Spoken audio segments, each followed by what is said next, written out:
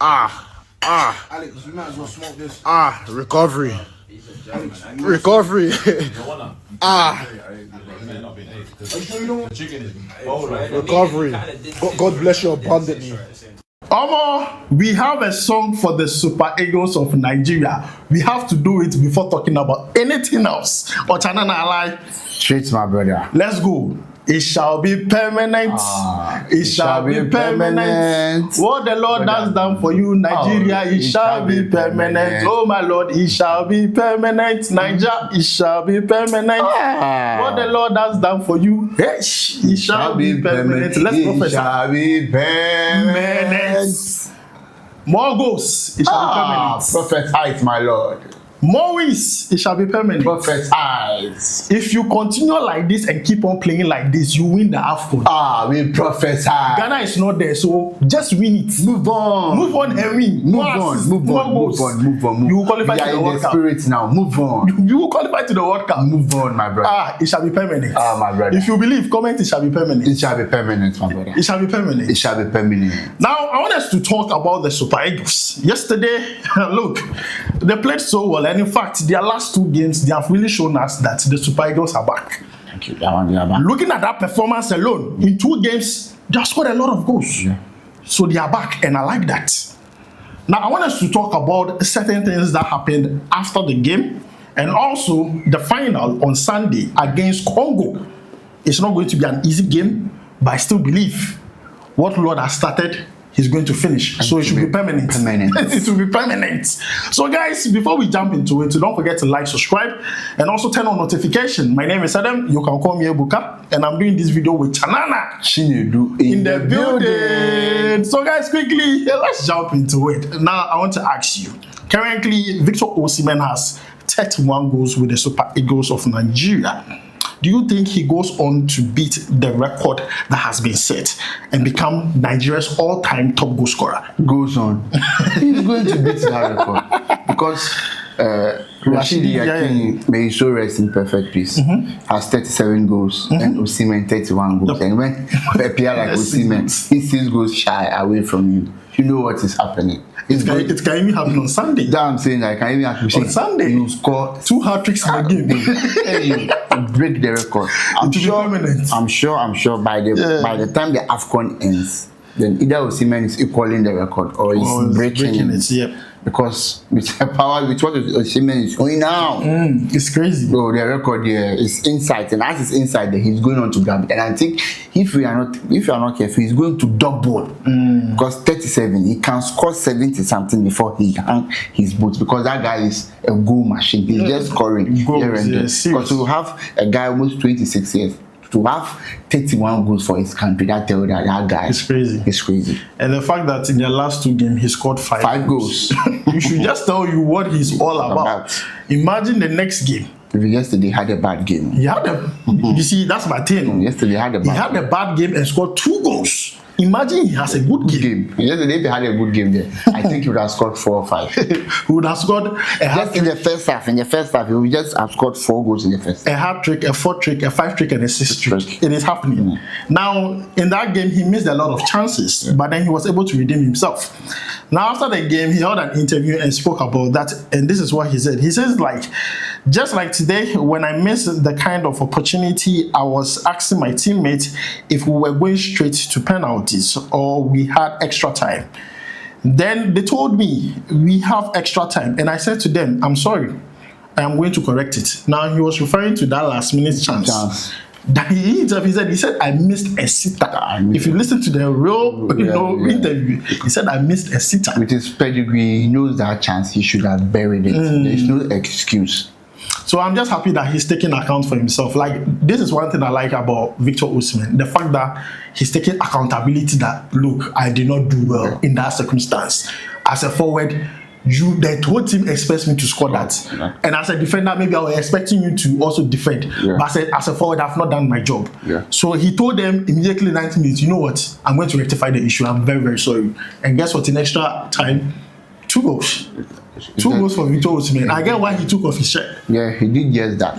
I get why he took off his shirt. Yeah, that's me. I realized because of what's happening in the game in the 90 minutes, he realized that he really let his team down. Yep. So as the goals started coming the extra time, he had to do something unique for his club, and he did it. So we are very, very happy about that. He's pushing his nation to the World Cup. All right. So also he was asked about this whole bonuses and why they did not play, and this is what he said. And I read. He says that there are some things that have to be rectified.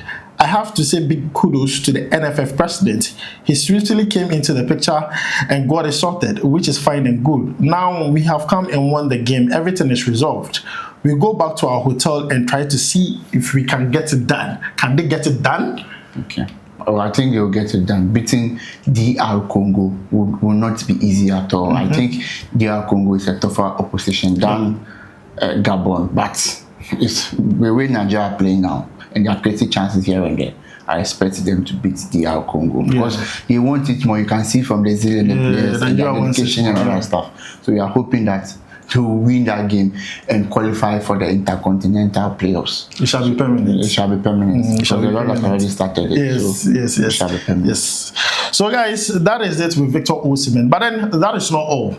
The Gabonese coach himself spoke about the game, spoke about Super Eagles, how they performed. And I like the fact that he knows when he's well beaten. Because as a coach, sometimes your tactics might fail you and everything, but sometimes you need to acknowledge what your other team has also done. And this is what he said. He says, we have learnt our lessons and we'll take them into the AFCON. It is painful that our dream of qualifying to the continental playoff is over, but we will regroup. This is what the coach is saying, the Gabonese coach. And I think he's right. I mean, they just have to, take their losses, learn from their lessons, bring the same energy into the AFCON. Who knows? Gabon could win the AFCON or probably go to the final or create some record for themselves. So I think for the coach, he's saying the right things and I'm happy about it. What do you have to say about it? His comment shows that he realized that he has been beaten by a better team. So there's no need to come and complain or apportion blames and other things. He accepts defeat in good faith, and that is what you want from a competitor. If you want to learn more and become better, you don't cry over sports. It's supposed to be a penalty. No. He has found that he was beaten by a better team and he accepted the fact. So the only thing is you go back, regroup and reshape and you look forward ahead because it's already been, they're already out. You cry, you don't cry, they're already out. So just prepare for the AFCON, which is about a month away from now. So let's hope that they'll come into the AFCON and they'll do better. So guys, these are some of the few things that happened after the game. Obviously, most of the players were excited. They spoke to other reporters. It will be Calvin Bassey a lot. But then I want us to talk about certain important things. What did we learn from that game? I want us to touch on about 3 or 4 things we took from that, we learned from that game. Should Nigeria continue doing this? Should Nigeria change it? Because in the next game, definitely Congo will watch that game and be like, okay, if Nigeria is going to play like this, then we'd have to do like this just to counter them. So I want us to talk about certain things we learned from that game. I want to go first because there are certain things I feel like Nigeria did well. I feel like Nigeria is creating more chances. As compared to previous times where when they were playing the draws, they were always conceding. I was complaining that it's okay to concede as a team, but if you are not scoring, then it becomes a problem. But this time around, you could see the creation is becoming more. It's coming from the midfield. Look at Ndidi giving an assist. He could have gotten 2 assists. So for me, I'm like, okay, the goal creation is coming through the middle. That's nice. Not only that, you have wingers also trying to do that, which is good. Even defenders, to the extent that defenders are creating chances, I like it. They should continue with it. What do you have to say? I think it's very good because for the past 2 games, they scored 8 goals, which is wonderful. Because we all know they went to a dry spell. Even scoring 1 goal became a problem. But now, for the past 2 games, scoring 8 goals, and you realize that you're not creating it from one channel. Crosses in, through balls, that tells that they are becoming unpredictable. And if you're a team and you become unpredictable, you can create chance from anything. You become very dangerous. You understand? So what they are doing there, we are hoping that they continue and they create more. They shouldn't just be a one-off thing that they've created 1-2 and the next game they go back flat. They just create more because football is there, whether you like it or not. We also from the game that a player can have a bad day, as Osimhen. the first 90 minutes things didn't go on well. So let's say they went to the extra time and they couldn't create chances. It would have ended in a penalty shootout. Right. So creating chances there. If every day you can guarantee about 2-3 chances, there will be other days that Osimhen will not need even. We've seen in other days that he doesn't need even chance to score. So if they are creating more, there will be more goals. So let's hope that they continue in this good path. Alright, so another point I wanted to make, and this is not a good one. I believe this has to do with psychology and everything. They shouldn't be too overexcited about the win against Gabon. It's okay to be excited. You won that game, you're in the next round, it's good. But when you're too overexcited, you get too comfortable. And when you're too comfortable, you know what can happen. You know what can happen. So I like the fact that everyone is excited for Nigeria, but it is not over. Don't get too comfortable. You understand my point? Still have it in the back of your mind that there's still job to be done. Because the next game is against Congo. If things don't go on well, whatever you've done or cost 90. It costs 90. So please, the players shouldn't get too comfortable. I know there is this whole liveliness in the camp is good. It's nice, good vibes. But don't get too comfortable. Be hungry for more. Play that game against Congo on Sunday as if it's another final. High intensity, same level. You understand? Yeah. I feel like it is something that they should take into that game. So it is something that I looked at. They were very excited in that game. But you see the way they played in the game against Gabon. Yeah. They should transfer the same energy to Congo. Don't go into the Congo game and be feeling too comfortable. You have not qualified yet. Yeah. I think for that one, your complacency is a very, very bad thing. So they should know that. See, it's just like playing a tournament. You go semi-final. Now it's like you're in the semi-finals. When you get you won the quarterfinals and you get too excited and you go to the semi-finals and you get eliminated. What have you achieved in the tournament? Nothing. So they should just hope that and pray that whatever they are hoping to achieve will come to pass. They should put the win behind them and concentrate on the next game, because that is equally important. Because you win that, you get a chance to go to the intercontinental playoffs. So let's hurry on, boys.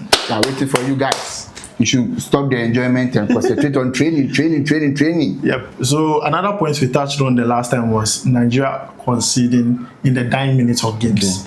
Last 10-20 minutes of games, you see them conceding, and it's not the first time. Yesterday it happened against Lesotho, it happened against Zimbabwe, it happened. So there is a pattern. Normally they concede around that time. And I'm not blaming anyone for the deflected goal. It happens in football. But the ability to be able to identify that as a problem and finding solution to it as quickly as possible is good, because you don't want the same thing to repeat in so many games. Let's say if your luck runs out, what would you do? Yep. So for me, I think it's a problem. It's something I've noticed in the game that definitely they need to work on. What do you have to say about this? For me, I think I'm the number one advocate about that issue, that they shouldn't be conceding, because normally when you consider about around that time, it normally breaks the team down. It, like you feel exhausted at once, because it's like whatever you've done all the game, or it has just gone to waste. If you are not lucky, you concede again. Because that moment you are down, because you think you are almost done. Let's say you are leading 1-0 and you think you have already won the game. Before you realize you considered in the 89th minute, like they did. If you are not mentally strong, it breaks you down. You even consider another goal. Before you realize you consider another goal immediately. That's how teams do come back. But that's how normally teams do come back. You realize that you equalize around 80-85 minutes going there. Before you realize you score again. Because that time you think you have the points in the bag. Before you realize everything has gone through the window. So please, you should stop conceding around that time. See, when it happens 1, 2, 3, the moment they stop conceding 1, 2, yeah, that's all. They'll go past that stage. So we beg them, they should just concentrate and make sure that the next game they don't consider around that time at all. So let's talk about last two. Now the next one I want to say is I'm happy that other players are coming to the party and scoring goals. Because imagine Osimhen, regular time he did not score a goal, it was Akwadamu scoring a goal. Even the second goal, it wasn't Osimhen, it was another player. That alone should tell you that other players are taking the mantle, they are taking the burden of Osimhen. That's what we have been asking, goal distribution in the team. And I like what I saw yesterday from. I hope it continues. Other players should be scoring goals too. What do you have to say about this? For me, I think they had 3 defense scorers yesterday, which was very, very good. So this is what we are hoping for. When it goes like this, it become even dangerous because most teams now they will go and they will know that the focus is not only on Osimhen now. Other players are scoring, so that's an added weapon for Nigeria, and we hope that it continues. All right. So the last one has to do with introduction of. The youngsters. Now, I was really happy with Benjamin Frederick's performance. I think it was one of the best for Nigeria. He performed extremely well. Playing against Aubameyang, not many people live to tell the table. Oh yeah, that's the truth. Take you to the training. Yes, but for a young boy like that to do that, I think salute for him. Now, after noticing that, I kept on asking myself, what is Nigeria's plan for the future? Transition. When it comes to centre backs, their centre backs, they will fade out very soon. Semi Ajayi 30 plus, Trustekon 30 plus. When both of them leave, what is the plan? You can't say you are going to rely on Calvin Bassey and Fredericks throughout. Who is a backup coming? And once them is there, fine. Who else?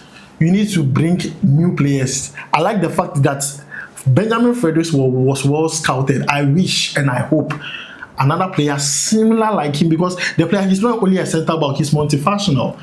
He can play as a right back, play as a centre back. And indeed, they need someone. Someone in the midfield to same thing. The midfield to they need reinforcement. In fact, the whole team.